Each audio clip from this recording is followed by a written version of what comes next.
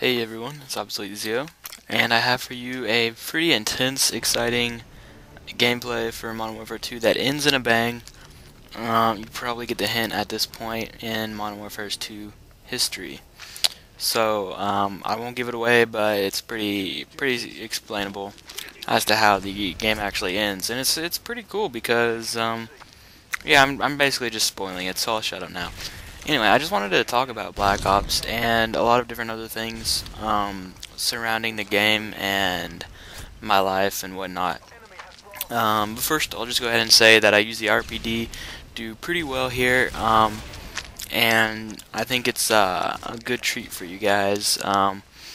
And I'll have a few videos of Modern Warfare 2. I think I'll do like a clips montage of just basic editing, showing some different clips that my friends and I have gotten, and then I'll have maybe a couple. I have some other games that are saved that could be used for commentaries and just different things. So I may use those as well. But I was looking at some gameplay of Black Ops, since basically it seems like everyone out there has it, especially everyone in the UK. And technically, the game was just released in the UK at its launch event like a few hours ago, but even so, people had already gotten it. I find that pretty interesting, so just sipping some Fanta, or orange as I like to call it, but yeah, so the theater mode in Black Ops actually looks really interesting, and I'm debating if I actually do need to get a editing program or not. Basically, the editing program would exist only as a means of adding color correction or um, different syncing processes for montages and different like mini-tages and edits and stuff like that. Despite that, like the theater mode itself actually provides ample playback and fast forward and rewind and stuff like that. So I can easily see myself using that as sort of a built-in editor, if you will, and just continue to use Movie Maker. And then, for my commentaries and whatnot, the theater mode could actually be beneficial. So that's essentially what I'm saying. It just took me a while to say it. Right here, I get a pretty sexy shot with the spaz, ballin' as fuck.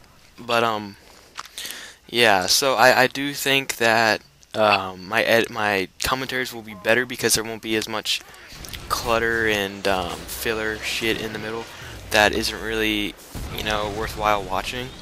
Like for instance, today I saw a Pyro Puncher video and he had like fast forwarded all of the parts where he was kind of like just running around. Now sometimes it could be good for various reasons, but it makes things quicker overall and more efficient. So while I may spend more time in theater mode, it will reduce the overall time that it would take to make videos, so that's better for you guys, I guess. So theater mode does look pretty good, pretty promising. The game itself, from what I've heard, looks really nice. Now I saw a montage by Predator, and Predator is a member of Optic, and pretty much everyone in Optic got an early copy. I don't know how, but they did, much as like other people. But the montage was strictly sniping, and it looked really good. It looked like quickscoping was going to stay exactly the same as Modern Warfare 2. So the thoughts that JD had said on his Twitter seemed kind of pointless because it appeared as though quickscoping was exactly the same, and it was really entertaining actually to watch. So I don't think I'm going to link that though. It's just because I read some of the comments, and apparently there was a patch just today, or maybe it was even yesterday, before the game's release. So when we actually do get the game, I'm sure we're going to have to download a patch and stuff like that. But it basically, I guess, dampened the effectiveness of quickscoping. I mean, I don't really know the details. I haven't looked into it too much. I've just been enjoying commentaries and various gameplays, regarding the different weapons and kill streaks. So I'll get more into that later in this commentary. But for now, yeah, I think if the patch didn't reduce the ease of quickscoping, then I think it's pretty cool, because I think the game right now, most people have been saying it's very balanced, and that's really the best news that anyone could hope for. Another sexy spaz shot right there. Unfortunately, you'll see here in a few seconds that my spaz sexiness kind of fails me. I don't know exactly why, but I didn't get off a shot that I probably should have, and it's kind of unfortunate. But wait, well, maybe, yeah, it's right here. Like, I felt my finger hit the trigger, but for some reason it just didn't shoot. And I had a lot of people in my dorm, and they were like really disappointed because I was going on such a good kill streak, good streak of kills there, and it just happened that I had to die like that. But I basically replaced my previous turret with a new one. And looking back, I probably should have put it up at the top, above me where I am right now. But, you know, I wasn't really thinking clear at the time. It was pretty intense, actually, this game. And I think it's really enjoyable to watch.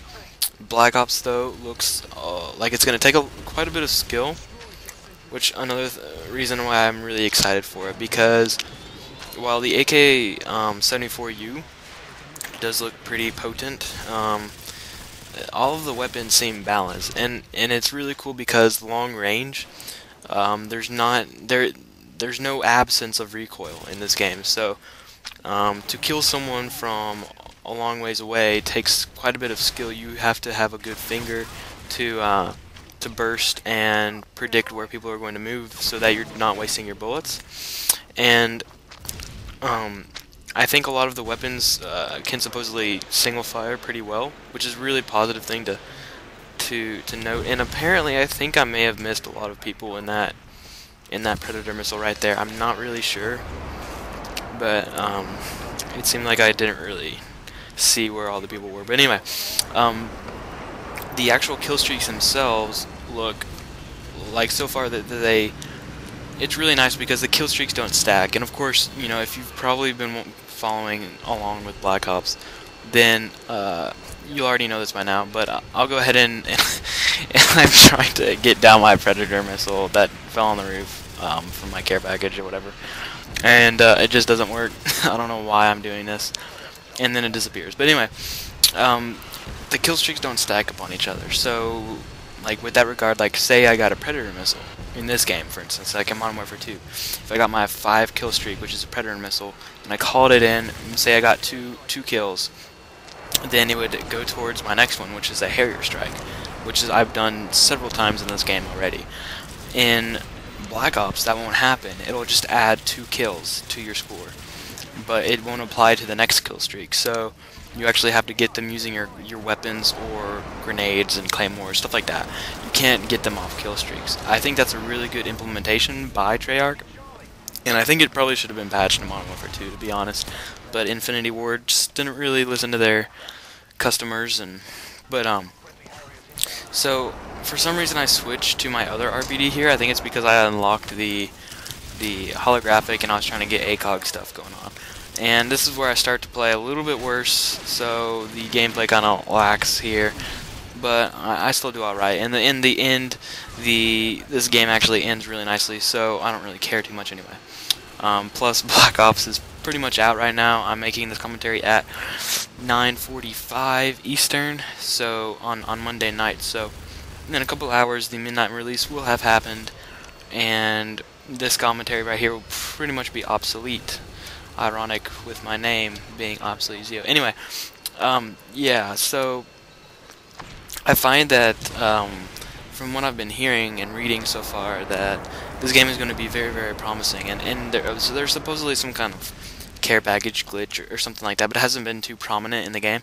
So I think things like that will be able to be patched pretty quickly by Treyarch, because they do a better job of listening to the community and actually paying attention to their game as it stands currently in time, rather than just in the past. And I think that's a very, very positive thing, because small stuff like that will be able to be addressed very, very quickly, and that's ultimately what people want. They want to have a developer that really listens to their community and responds to any errors or problems that the game has. And I don't know why, but I once again switched my my weapon to yet another LMG. I don't know why I just strictly used LMGs in this game, but I did. And I did prestige here, so this is kind of wrapping up the gameplay, but I did prestige, as you'll note, and 80J calls it a nuke. Now, if you look at the score, it's 147 to 198. We would have lost, and he calls it in right before the game ends, and it's just balling as fuck. So, this is a really cool commentary to have towards the end of Modern Warfare 2. Pretty much the game's over. I mean, you're not really going to see much Modern Warfare 2 at all. And I'll see you guys later. Thanks for watching. I'll have more videos on the way. See you guys.